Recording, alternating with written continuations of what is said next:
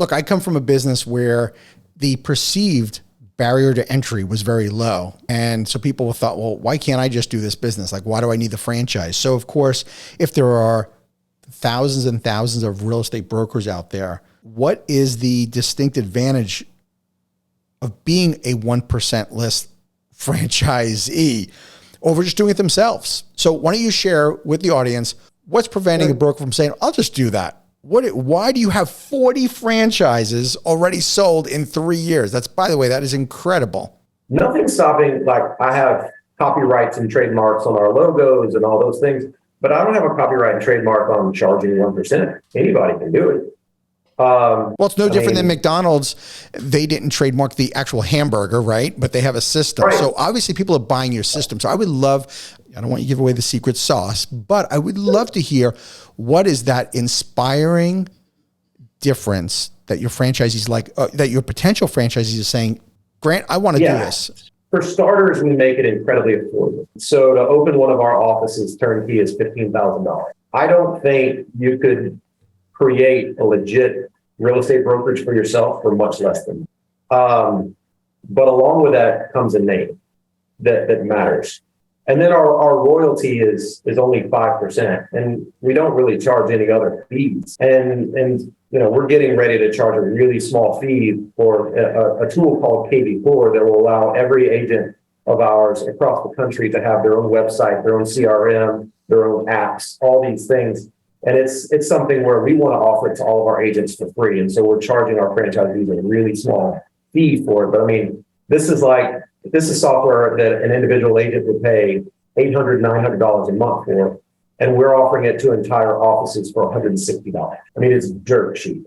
And so really the whole point is that when you are doing something very different, and when you have a very different value proposition, you're no longer convincing the world. You're not out there trying to say, I'm the best, I'm the best, I'm the best, I'm the best. You're saying, hey, I exist. And if you interview me, you'll understand that I'm the best. Okay. I have more experience. I have more market knowledge because I do more deals. I have all these things, not to mention I'm very affordable. Once you get the interview, they understand you're the best, but you've got to get that interview. And so unfortunately, there's a lot of ego and vanity in our industry. And so like if Frank has a great idea for real estate brokerage, well, it's Frank's Realty and it's Frank, and Frank's face is the logo. It's all about Frank, Frank, Frank, Frank. But it's with us, it's not about that. It's every other agent in the world is pushing their face and pushing their logo. They're pushing, but it doesn't have any value. It doesn't have any meaning. It looks like somebody, I don't know, I hope I don't get sued for this. It looks like somebody recreated Chip and Joanna Gaines' Magnolia Works for a logo. It's like everybody rehashing and redoing the same thing, but it has no value because behind the scenes, every client looks at them and says, you charge this to do the same thing as everybody else, just like everybody else does. And so for us, what we're really good at between the digital marketing, we partnered with a digital marketing company that specializes in real estate. We have on-staff graphic designers that work for all of our people for free making content.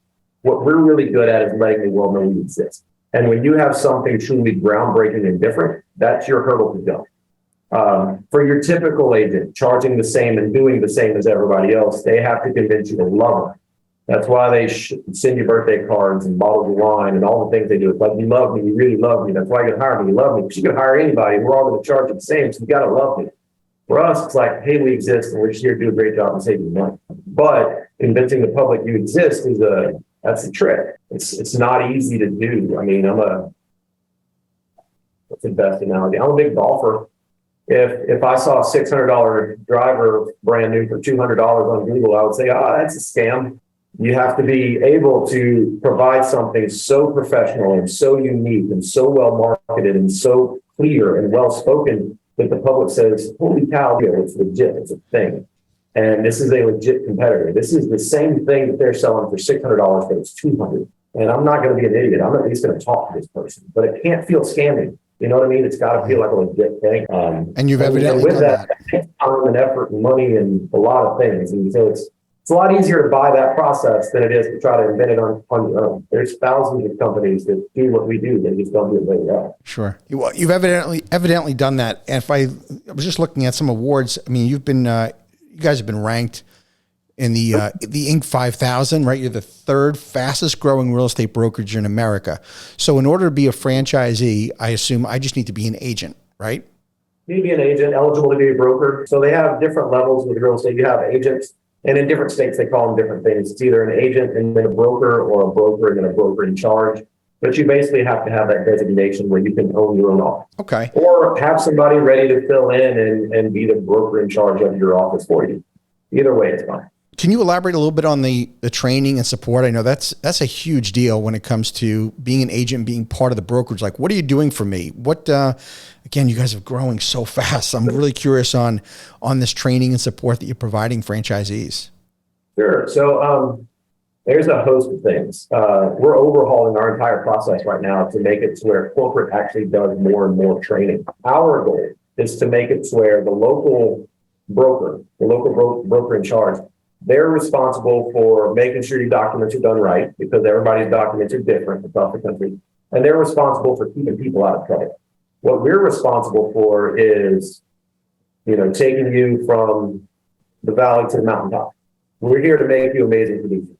And we provide the technology, we provide the training of the technology, the graphic designers, we provide everything you need to do that. We teach you how to do it. You just got to do it. And the reason is because we've figured out what works. We have a repeatable process where we figured out, okay, this person has a great sphere and they are like a celebrity on their local social media. Here's how you take this person from point A to point B and make them making more money than they ever thought they'd ever make. And this person's more introverted, and this person doesn't have a huge social media sphere. This is the roadmap for them to get from point A to point B. And for most of our franchisees, they start out as good producers. And then we take them and turn them into amazing producers. And a lot of them don't want to give up that revenue. They want to keep making that money, but every agent that they add, that agent becomes more and more needy. And so for us, if we can teach them, if I can teach an agent how to convert a sell by order or do whatever else, then that means that franchisee can remain doing what they need to do, which is either doing a deal or recruiting another agent. Does that make sense? Mm-hmm. And so really what we're adapting to is we're going to have an onboarding process in which everybody gets in our learning management system. Everybody gets their website, CRM set up for them. Everybody gets video content, social media content created for them as soon as they join by our graphic design team, and the playbook on how to do it. We're going to provide all that. They just got to keep their documents straight and out of trouble and get another agent and another agent. It's a way to streamline the process, I would say. Sure. How long does it take for a new franchisee to get up and running? It depends on the franchisee. If we have one who's Johnny on the spot with, we're going to send them documents, for example, to get all the listings syndicated on their website that we built for them. So we build them a website that comes in with 15 grand. It's not free. It's not free. It's part of 15 grand. And they added fees and say, when we send you documents saying, hey, we need this done, if you get it done, we can get them up and running in 10 days. Wow. But if you take 3 months because you can't get your stuff done, then you're on your schedule. I can tell you, I'm going to get you moving as fast as your company moving. Right.